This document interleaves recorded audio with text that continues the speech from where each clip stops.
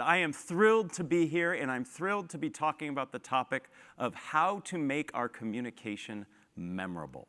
So today is all about specific tips and tricks that you can use so that you can help yourself remember what you're trying to say and to help your audience remember. While I like communicating, I love hearing you communicate as well. So today is going to be participative, and I invite you to participate as much or as little as you like. So let's go ahead and get started. And you'll see by some of the imagery that I'm using, I'm trying to keep a very serious subject playful. So when I ask my students or the people I coach, what worries you the most? What concerns you the most? I hear two things all the time. I'm afraid I'm not going to remember what I need to say. Followed immediately by, I'm afraid my audience is going to remember what I say. So today is all about trying to give those tools that we can use to make sure that our communication is memorable. And we'll start by looking at how we can help ourselves remember our content. And then we'll move forward and we'll talk about how to make sure that your content is memorable. And we'll start by talking about presentation hygiene. To me, presentation hygiene is about what you do to prepare for your communication. Not the actual practice, which we will talk about, but specifically what you do in your life to get yourself ready.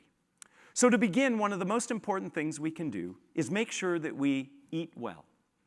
I coached an individual who kept getting promoted in his organization, and he noticed that as he got promoted, he got more nervous and more forgetful when he gave presentations and ran meetings. And I asked him, why do you think that is? And he had no idea. And I said, walk me through your day. And what we learned was, as he kept getting promoted, his diet got worse and worse. He was drinking more caffeine, he was eating more fast food, and he couldn't remember well. So by looking into some nutritional advice, by eating more healthy, he actually regained his confidence and his memory. So preparing for a presentation or an important meeting like you would prepare for some kind of athletic event is exactly what you should do. Make sure that you treat your diet well and that you focus on elements like what you eat and when you eat certain foods to make sure you're prepared. Quick bit of advice, caffeine while preparing your communication, but not before you deliver your communication. In addition to eating, we also have to make sure that we exercise. We have to make sure that our body is warmed up, and it works very well to reduce stress that we have. So instead of spending a whole night cramming for that big meeting or that big presentation, it's far better to do a little exercise, to breathe deeply, and get a good night's sleep.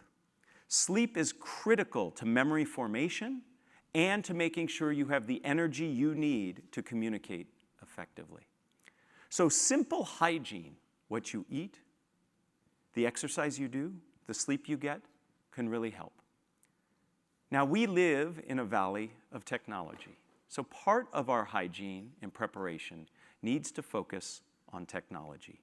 There are a myriad of apps and tools that you can use to help yourself become a better, more effective communicator. I'm going to list several here. These are tools that range from helping you reduce the number of disfluencies you have, those are the ums, uhs, likes, and I means, all the way through tools that help you with your vocal intensity and your flow. One of these tools actually allows you to don VR goggles and see an imaginary audience. An audience you can determine if it's friendly or hostile, big or small. You can even see your slide deck behind you in a virtual world. Leverage tools to help you with your preparation. This is the first step to being an effective, memorable communicator. Next, we actually have to think about the messages that we communicate. And I believe all effective communication, all high-stakes communication, must start with a goal. And to me, a goal has three key components. It's about information, emotion, and action. At the end of your meeting, at the end of your presentation, at the end of your email, What do you want your audience to know? How do you want them to feel? And what do you want them to do? You should be able to articulate your goal clearly before you create your content. My goal for us today is simple. I'd like for each and every one of you to leave here with some tools and tactics you can use to be more memorable. I want you to feel confident and, dare I say, excited to try these tools. And ultimately, I'd love for you to use them. Each of you needs to think about what is your goal for your upcoming high-stakes communication. And by the way, having a goal not only helps you focus what you say, it also helps you assess the success of your communication. In the work I do with my students here and the consulting I do around the world, I often ask people, how do you know if your communication was successful? And the most frequent answer I get is, I got through it. Survival becomes the success criterion, and that's not where we want to be. If you have a goal, you can actually assess were you successful. Do the people know what I wanted them to know? Are they feeling the way I want them to feel? And ultimately, are they doing what I wanted? So having a goal helps you not only hone your message, it helps you assess its success. So once we have that goal, we then need to think about how do we best communicate our message. And I am a huge proponent of structure. Structure is critical to success in communication. Structure helps us in two ways. First, it helps us to set our audience's expectations. And second, it helps our audience to remember. I learned this first rule very early in my life. When I was an undergraduate here at Stanford, I was a tour guide. They trained me for 12 weeks, a full academic quarter, to be a tour guide. To this day, I can still walk backwards in a straight line. What do you think was the most important thing they taught us during that full quarter in terms of being a good tour guide here? What do you think? Shout out some of the things. Smile. What else? Make people feel welcome. What else? Project. Be nice. The best thing, listen, the best and most important thing they said to be a good tour guide is never lose your tour group. You are a bad tour guide if you lose your tour group. And here on campus, they were afraid if people get lost, they might get hurt. The same thing is true in your communication. Never lose your audience, because once you lose them, it's very hard to get them back. They go to their phones, they go to their friends, they go to sleep. We need to keep them with us. Setting expectations helps. Would you join me on my tour if I showed up and I said, hi, I'm Matt, let's go? A couple of you adventurous folks would come, but the rest of you would be like, no way, where are we going? Why are we going there? Do I have the right shoes on? That's why tour guides always set expectations. That structure helps prepare you so you can be present and enjoy the tour. Structure in your communication does the same thing. But structure also helps with memory for you and for your audience. It provides a map, and you can't be lost if you have a map. So allow me to share with you 3 of my favorite structures that once you have your goal, you place your content into. The first structure is a comparison, contrast, conclusion structure. You list things in common, you list things that are different, and then you identify your particular conclusion. Another structure that works very well is the problem, solution, benefit structure. You start by talking about what the problem is. You then talk about how you solve it, and ultimately, you end with the benefits to the person listening. Now, sometimes the problem isn't really a problem, it's really an opportunity. So this could become the opportunity, solution, benefit structure as well. Now, finally, my most favorite structure, and I'm the kind of guy that has a favorite structure, is the what, so what, now what structure. In this structure, you start by defining what it is you're talking about, a product, a process, an idea. You then talk about why it's important to the people you're talking to. That's the so what.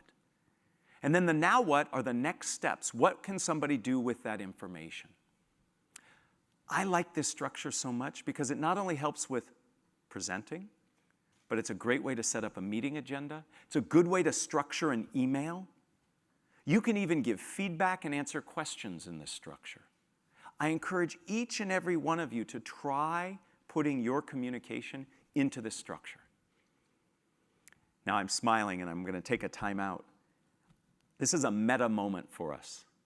I just used what, so what, now what to explain what, so what, now what. I told you what it was, why it was important, and how you can use it. Take these structures or any structure you find beneficial and leverage it to make your communication memorable for you and your audience. We start with a goal, and then we put it in a structure. All right, enough of me talking. We're going to put this all together. I'm going to ask you to find a partner in one moment, and I'm going to ask you to do something with one of these structures. So to begin, how many of you remember what this device is up here? It's a slinky, a children's toy, whose sole purpose, I think, is to walk downstairs. Except in my house, it never worked. You are going to sell a slinky to your partner, and then your partner will sell the very same slinky back to you, using the problem-solution-benefit structure. Identify a problem, explain the solution, and explain the benefit. Now, one caveat. This cannot be a children's toy. You have to make it up to be something else. I never ask my students to do something I'm not willing to do, so allow me to demonstrate. Have you all heard of a terrible plight affecting the African savanna? Day after day, week after week, elephants are dying. Why, you ask? Because their trunks are getting cold. Allow me to introduce you to an expandable elephant trunk warmer. With these cheap, very effective supplies and tools, you can reduce the deaths of elephants on the African savanna. Each of us must do our part. Problem, solution, benefit. Here's what you're going to do. You're going to find a partner. For some of you, it's just turn to the person next to you. A few of you might need to move around the room. You have 1 minute each to sell your device to your partner. Ready? Begin. So I'm very curious. What did this device become for some of you? Raise your hand, I'll call on you. What was this? This is a cup holder. A cup holder. What was it back there? For electric cords. You would put your cords in one section, you could stretch it around the room, and then... Oh, it's a cozy for electric cords. Yes, sir, please. An egg timer. An egg timer. Oh, the egg sort of rolls down. Yes, please. A politically correct way to trap gophers. Yes, sir. Oh, it's an exercise tool. In the back. A bagel slicer, multiple bagel slicer. Excellent. I don't know what you and your partner came up with, but in looking out at you, you were having a lot of fun. The pantomiming was fantastic. Let me ask you this, though, in all seriousness. Was the structure helpful in your creating your pitch? I see several of you nodding your heads. In what ways did the structure help you? What did it do for you? It helps you focus on the problem. What else does it do for you? It helps you remember where to go from one to the next. What else? The sequence. It helps you finish. In a lot of the teaching and coaching I do, people tell me, Matt, I don't have a problem communicating. I have a problem stopping communicating. So the structure actually gives you a place to finish. After I say the benefits, I'm done. It also helps you move from one place to the next. It has built-in transition, so the flow is easier. So structure helps with memory, but it has a lot of other added benefits. So once we've taken care of our personal hygiene, and we then think about our goal and our structure, the next thing we have to do to help with our own memory is practice. So I'd like to give you some advice and guidance on practicing. First, when you practice, actually stand and speak. If you're in a meeting or you're preparing for a presentation, stand up and practice. I know how most people practice. We open up our slide deck that we've created. We sit and we look at each slide and we think to ourselves, that's what I'll say. That's what I'll say. I don't know about you, but in my mind, I'm amazingly eloquent. But when I open up my mouth, I'm not always as lucky. So it's useful and practical to actually stand and speak. And standing helps you focus. When I teach my class here on effective virtual communication, that's where you're doing webinar or video conference, I encourage all of my students to stand. Adjust the camera and stand. It helps you focus. It allows you to use your voice fully and completely. It is a very useful tool. Beyond standing to practice, we need to make sure we warm up. Most speakers, especially those who are nervous, go inside themselves and they think and they think and they worry, and we don't warm up our voice. So our first utterances aren't necessarily our strongest. I believe warming up is critical. So I'm going to ask you to help me do the world's quickest and easiest vocal warm-up. We are simply going to say 2 words a few times each. And those 2 words are teacup followed by hiccup. So I'm going to ask you to say each word 3 times in a pair. So it's going to be teacup, hiccup, teacup, hiccup, teacup, hiccup. And we're all going to say it out loud. And I want you to notice where in your mouth those 2 words get produced. With me, ready, begin. Teacup, hiccup, teacup, hiccup, teacup, hiccup. Well, we have a couple extra credit. Yes, yes, yes. I know we're here at Stanford Business School. Everybody does the extra. When you say teacup, where in your mouth does that come from? Front, top. When you say hiccup, where does that come from? Back, lower. You've warmed up your whole voice. Very simple. Now, I'm not saying you get up in front of your very important meeting and say, 1 moment, please, teacup, hiccup, teacup, hiccup. You do this before you enter the room. I like to go around and talk to people in my audiences. In my meetings, I like to make sure I get there early and talk to people as they come in. That's my way of warming up. Make sure you're warmed up. For those of you who do athletics or who exercise, you know warming up is important. The same is true with your communication. So we practice standing up, we warm up our voice. Now, when we practice, there's some really good research in learning theory and cognitive neuroscience that tells us chunking your information is very useful. Take pieces of it and practice each piece separately, and then assemble it in different ways. So if you're giving a big presentation, perhaps you practice the beginning, then the middle, then the end, and then the next time you do the middle, the end, the beginning. That form of chunking helps you to remember each part, and it helps you avoid being in a particular pattern. Memorization actually works against you when you are in a high-stress situation. Because if you deviate from the script, you're lost. So if you are very familiar with what you're talking about, and practicing in a chunked manner helps you do that. It also helps you give attention to the end.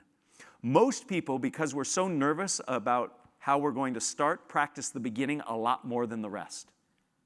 So we figure, oh, by the time I get to the end, I'll know how to finish.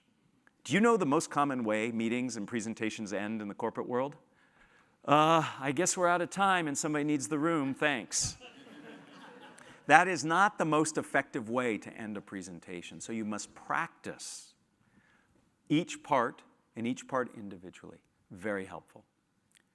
Now, research done not very far from here in the psychology department several decades ago on the Stanford campus, they did a tremendous amount of work on how where you actually learn something influences and impacts how you recall it. So if you practice in a situation that is similar to the situation in which you will communicate, you are more likely to remember the information. So any of you who are parents who have instructed your children when they're studying for a test or a quiz to study in a quiet place, you're actually doing them a service. You're helping them. My children like to study with lots of noise and devices, yet when they take their exams or have to write their essays, it's in silence. That's actually causing a problem in terms of their memory. So if possible, go into the venue that you'll be presenting in, practice in there, that will help you. So there's some very specific things we can do to help prepare. But what happens if we go blank? What happens if we forget? This is the #1 fear people report to me. So let me give you some advice on how to handle blanking out. First, don't acknowledge it. Oh man, I just forgot. Instead, leverage two techniques I'd like to suggest. First, repeat what you just said and see if that gets you back on track. When you lose your keys, how do you find them? You retrace your steps. Do the same in your presentations. For some reason, when we're presenting or running meetings and we blank out, all we do is think about all the things we need to do or say in the future. I only have 10 more minutes left. This is really important. I have to get the funding. I have to get this. That's all future thinking. You would never do that if you lost your keys. If you lose your keys, you don't stand there and say, I have to get to the store. I have to pick up the... We don't talk about the future. We say, where did I put those keys? We go back. Repeat what you just said. Most of us can remember what we said, even if we can't remember what we intend to say. And simply by repeating yourself, it often will get you back on track. Now, if that doesn't work, let me give you a second tool. And I'm going to let you in on a little secret when I teach. And I have some former students here, so you're going to hear something you heard when you were a student of mine. Have a back pocket question at the ready. So if you forget, simply pause and ask your audience a question, thereby giving yourself time to collect your thoughts, check your notes, get back on track. Here's what I do in my lectures when I can't remember what I need to say next. I'll simply pause and say, this is a good place for us to take a pause, and I'd like for you to reflect on something that we've just discussed and how it applies to you and your life. And you know what my students do? They pause and reflect on how their life has changed based on this information. And what am I doing? I'm thinking, what's next? Where do I go? I check my notes.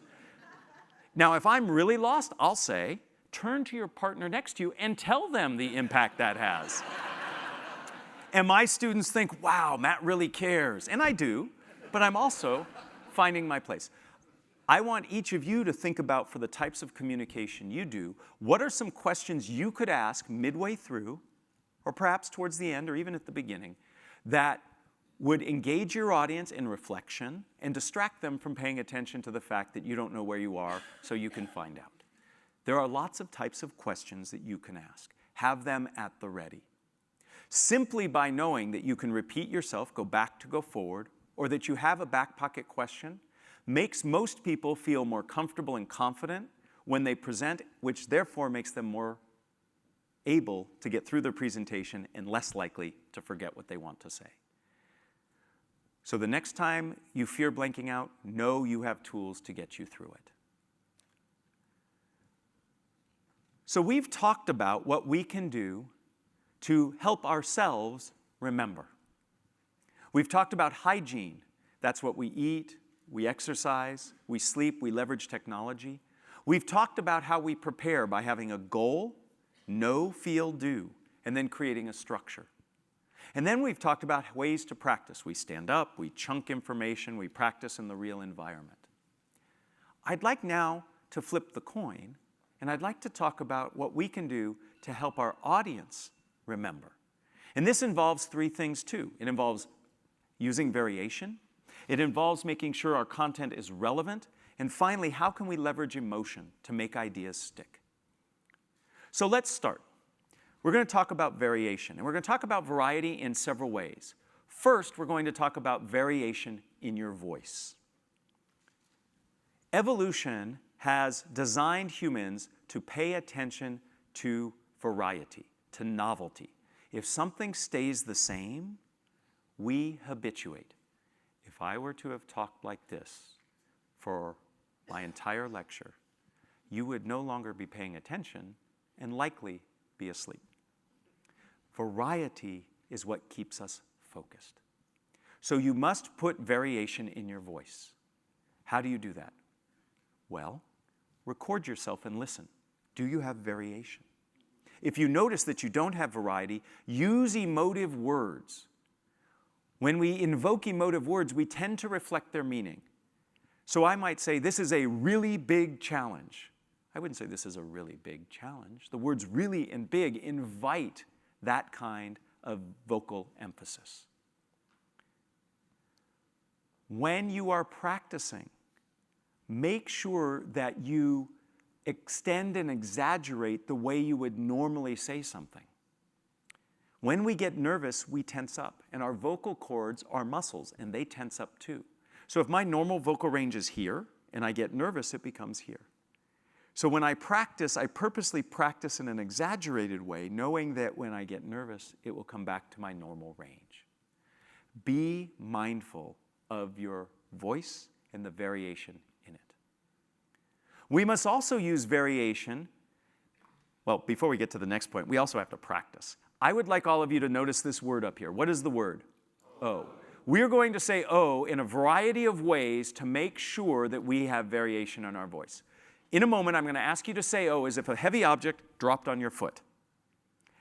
You might say a naughty word after you say the word O, but I want us all to practice. Okay, on the count of 3, something heavy dropped on your foot. I want you to say O. Ready? 1, 2, 3. Oh! Oh, that was great. Now, you just saw something so adorable and cute. Ready? 1, 2, 3. Oh. Now, you've just made a terrible mistake, and you're really sorry. How would you say O? Ready? 1, 2, 3. Oh. Look what you just did. You were able to take a very simple word, and you were able to convey different meaning by varying your voice. Imagine what you could do in complex sentences and in an entire presentation or meeting. Variety in your voice is what makes it engaging. We also need to think about variety in the evidence and support that we use when we communicate. There are lots of things we can do to encourage people to believe what we're saying, to motivate them to change, to educate them. One type of evidence we can use is data. We use lots and lots of data in our lives. When you use data, make sure you provide context so that people understand what it means. But data is but one type of evidence you could use. Another type of evidence has to do with testimonies, third-party voices, other people advocating or supporting what it is you say. And then finally, there's stories, examples, use cases.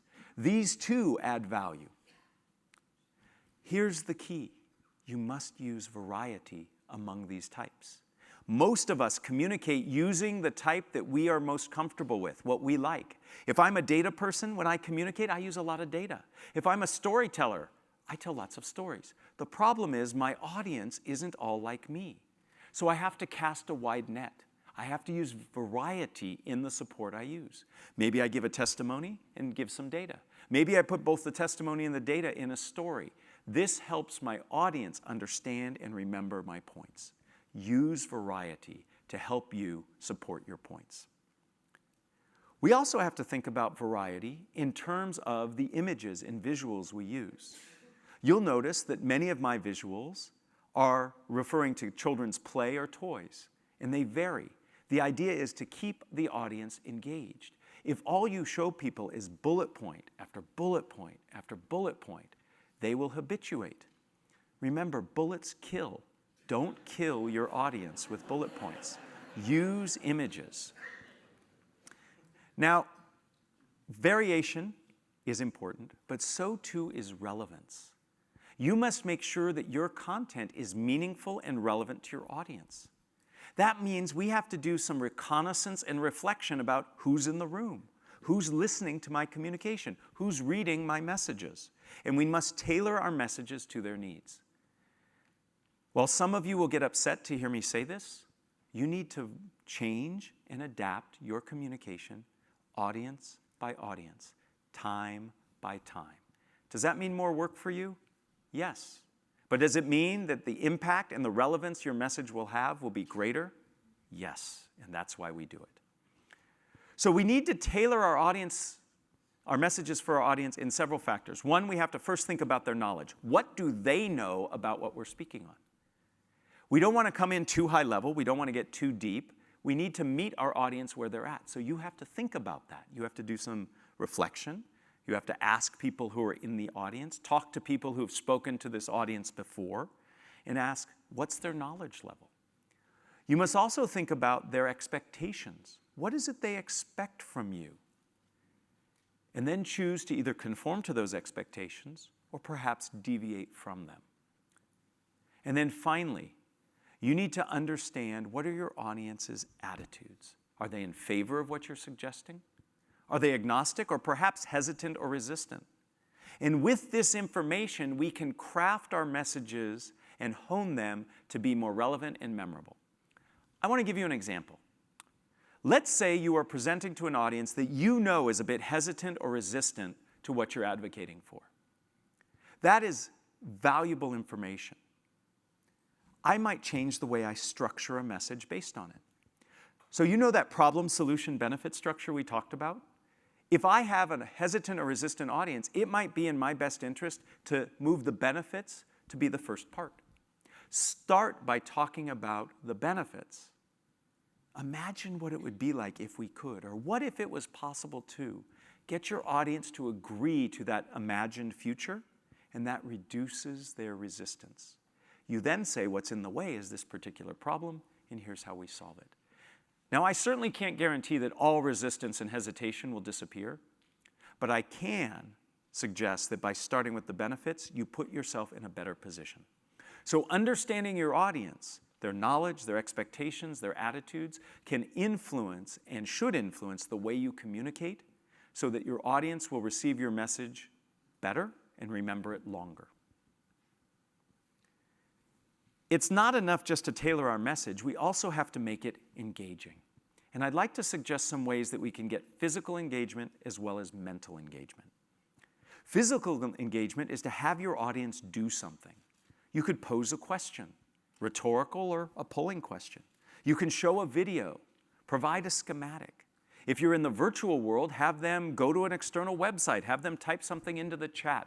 Get your audience involved. By having them do something, they are more likely to engage with the content, which we know increases the likelihood of their remembering. But physical engagement is not enough. You also need mental engagement, and there are lots of ways to do that. I already alluded to one. Use the word imagine, or what if, or picture this. We know from research done 2 doors down that this engages areas of the brain associated with attention and retention. So if I can ask you to imagine or picture this in your mind, you're actually seeing it, which will help you remember it. Similarly, use analogies. Analogies connect what people know to what they don't know. This also makes it stick. I talked about structuring a presentation as like giving a tour. That's an analogy. By engaging our audience physically and mentally, they are much more likely to remember what we're saying and have a good time while you're communicating with them. Finally, we must leverage emotion. We have known for millennia that emotion is powerful and engages people and helps them remember. So we need to find ways to leverage emotion in what we say. Part of that is how we say it. Bring emotion to your messages, if it's congruent and appropriate. Show that you have passion. Show that you have interest. A wonderful technique that comes from the world of theater and acting.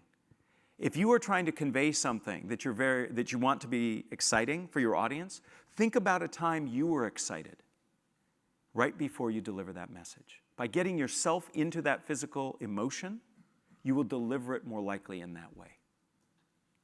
Now, some of you are thinking, I get it, emotion's important, but I talk about things that don't have a lot of emotion. I talk about technology or science. There's not a lot of emotion there. And you might be right.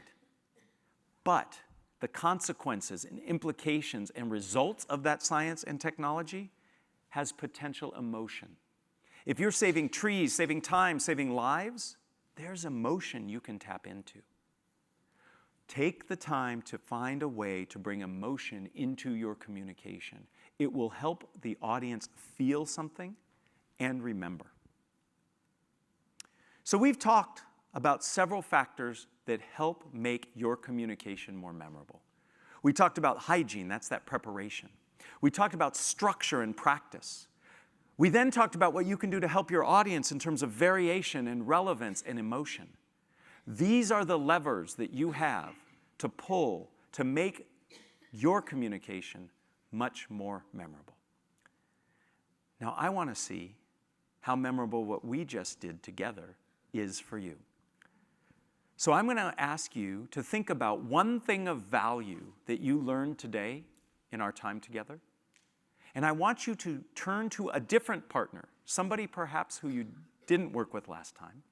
And I want you to explain that thing of value using the what, so what, now what structure.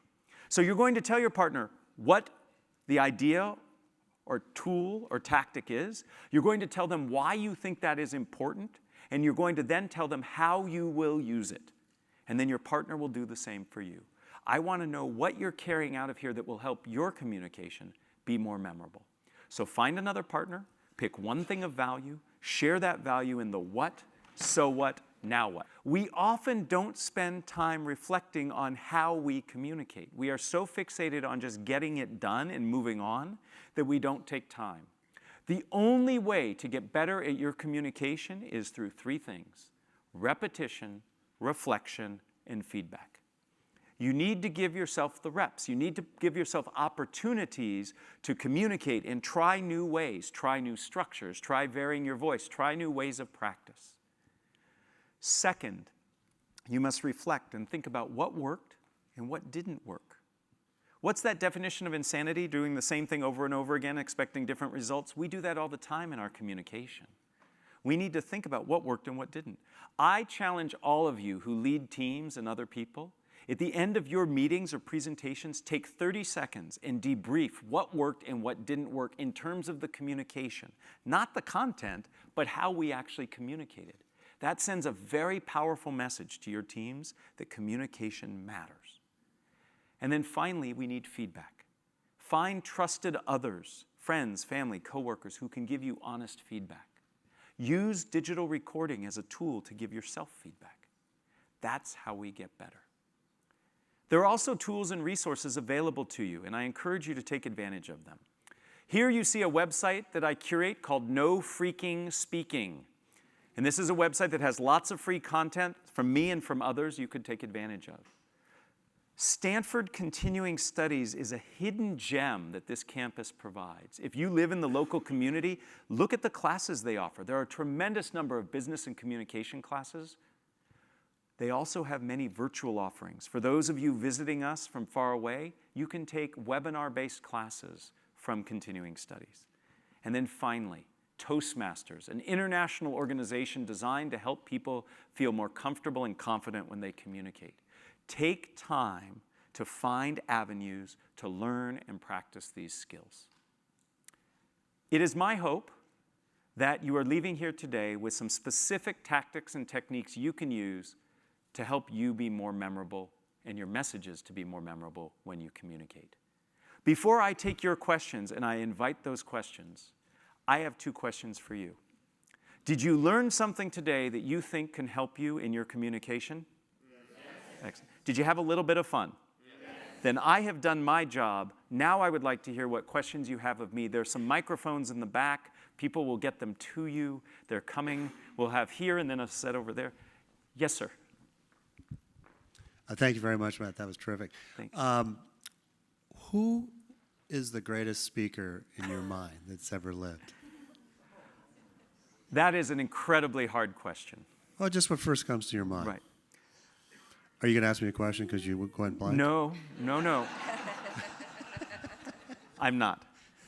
I have been so moved in the last year by the teenagers who suffered that great tragedy in Florida. The shooting, which was just absolutely horrific. Those young people are among some of the most eloquent speakers I have heard. And they're not coached. They're not trained. And in fact, they have actively not sought that out. They've rejected those who want to help. So when I look at people who have had an impact, people whose messages are memorable, people who deploy some of the techniques we've talked about, I look to those teens. And to me, that is so moving. Thank you for that question. Yeah. Please, over here. You mentioned about talking to an audience that's hostile, but what about an audience that just doesn't relate to you at all? Sometimes I have to talk to a group of students of color and trying to figure out exactly how to say something that they open their minds to hear. And the second question that may be related is, what's the role of humor? Right. So let me take the second question first. Humor is a wonderful way to engage your audience, if you're funny. Having a shared laugh is a great way to bring people together. It engages them. The problem is, humor is tricky. It's not always funny. It's culturally sensitive. You have to be careful. Here are my two rules for humor. Focus group your jokes. If you intend to use some humor, talk to people who are like people who will be in the audience and ask them, is this funny? And most importantly, listen to what they tell you. Second, use humor about yourself. Self-deprecating humor is the safest. Even though it might be tempting to talk about politics or geo issues, stay focused on yourself. It's much safer. Now, how do you relate to an audience? That can be hard. A lot of it has to do with the work you do up front. Try to understand what motivates them. What are the issues? Who are the speakers they listen to or look for? What helps connect? And then engage in dialogue. So it's not always about you talking. Get them to speak. So some of the best ways to engage an audience that you feel is going to be disconnected from you is to ask questions. Have them talk to each other. Become a facilitator rather than a presenter or teacher. And that's a way to build camaraderie, build trust, and to break down some of those barriers. Microphone's over here. Yes, please. Thank you. Those thoughts are applicable to different cultures. I mean, that structure is applicable for almost everyone. I believe that much of what we've talked about today is very relevant cross-culturally. Clearly, there are some things you have to think about in terms of expectations, norms, etc., to factor into your communication. But I do believe having a clear goal, having a structure will help. Figuring out how to engage your audience will help. Now, that engagement might differ by culture, but having engagement is critical. So yes, I believe at the highest level, everything we've talked about today spans culture. How that gets deployed and what that looks like, we'll have to take the culture and context into account for sure. We've got some questions here and a microphone is coming. So great for presentations. Yes. But oftentimes we are at our age coaching people.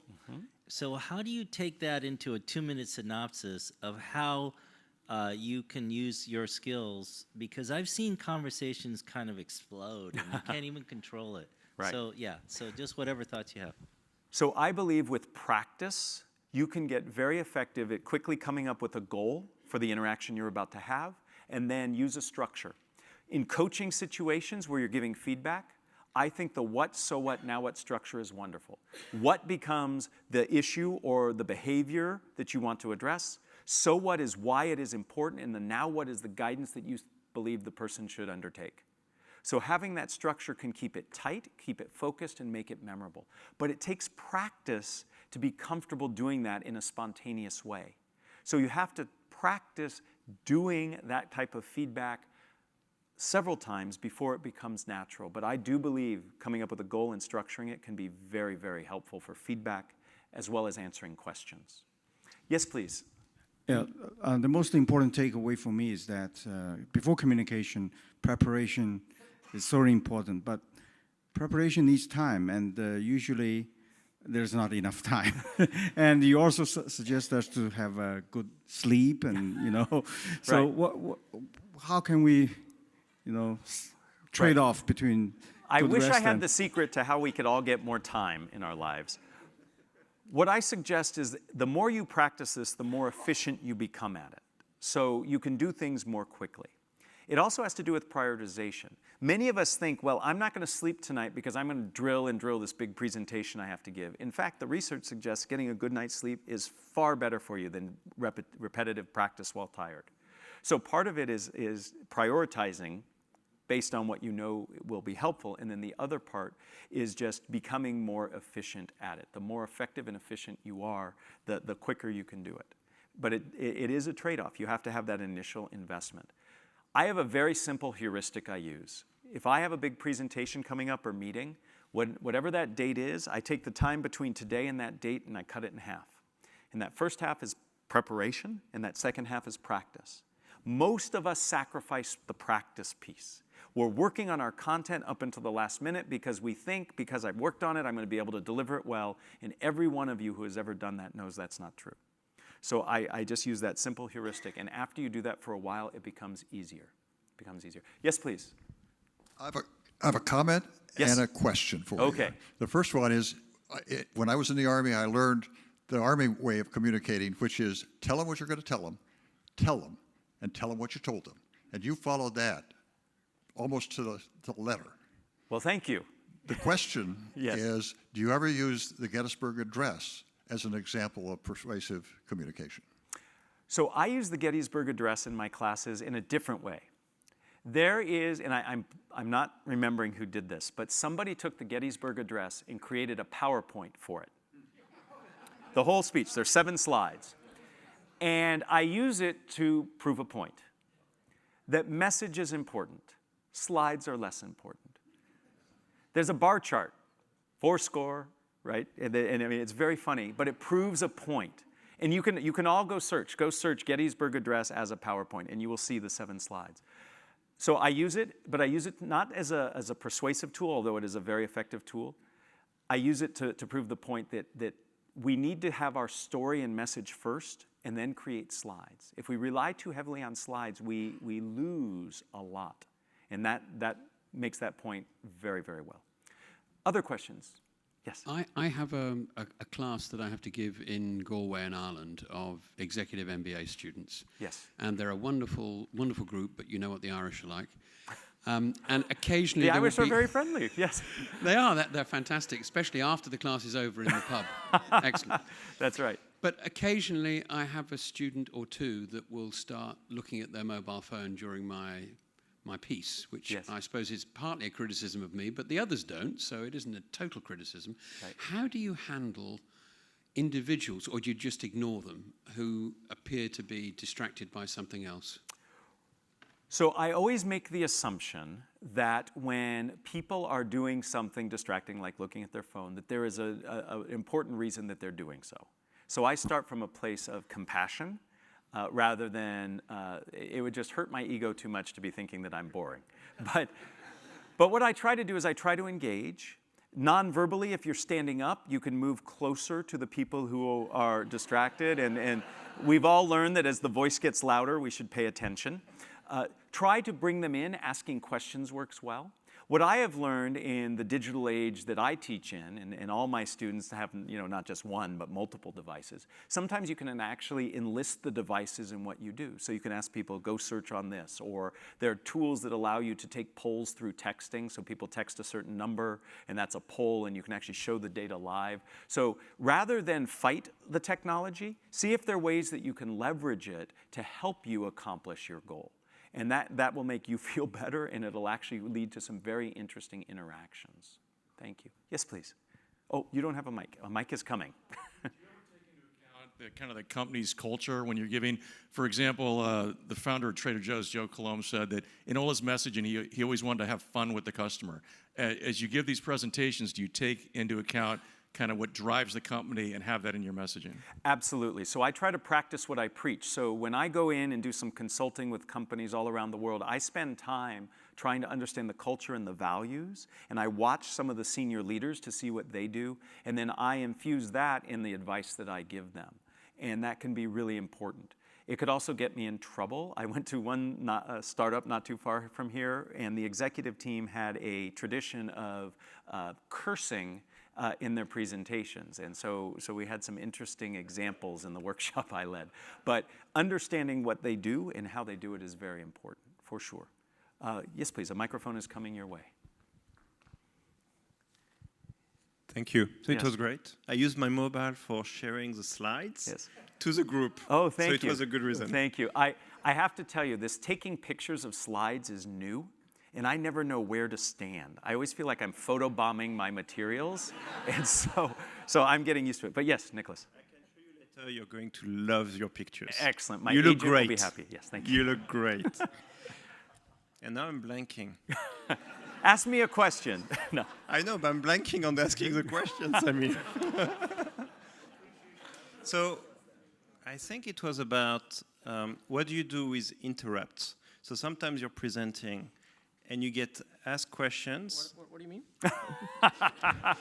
Yeah, how do you handle... Samir is a joker. Yes. And a perfect interrupter. So what do He's you great. do? What do you do when something interrupts your flow? So if you can ignore it, ignore it. If it's somebody's cell phone going off or something of that nature, ignore it. If it's somebody interrupting with a question or some kind of comment, what I recommend you do is you use paraphrasing to take something from what they're saying and then redirect. So if somebody's saying, but what about this, you could say, that's an important point. I'm really interested in, and notice what I've just done. I acknowledged, and then I move away. I've signaled I'm done with you, non-verbally. Here's the challenge. When you are in a situation where you are under some kind of interrupt or somebody's challenging you, you have to balance being appropriate versus being rude to the individual, but also to the rest of the group. If somebody is being distracting and interrupting and disrupting, the rest of the room is feeling that tension. And very rarely will the rest of the room help you. They're looking for you to deal with it. And if you don't, then your credibility is affected. So you have to understand that you need to manage that and manage it as politely as you can. And I firmly believe that paraphrasing, taking something of value, and then redirecting is the way to handle that. I'm going to take one more question to stay on time, but I will stay afterwards and ask individual questions. Is there a final question? Right over here. Thank you. Thank you.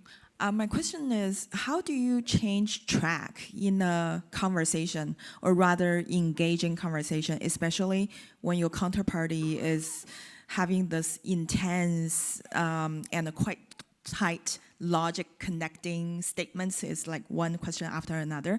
But meanwhile, you're well aware the conversation is just going downward against your goal. Or not going where you want it to, right. Yeah. So how do you re-guide the conversation? And again, I don't mean to sound repetitive, but I really think paraphrasing is a very polite tool for doing that. So acknowledge that you hear what the person is saying. Oh, I understand what you're saying, or I hear where that's going. I'm curious to know how. So use it as a bridge. So the paraphrase acknowledges, and then bridge to the direction that you wish to go.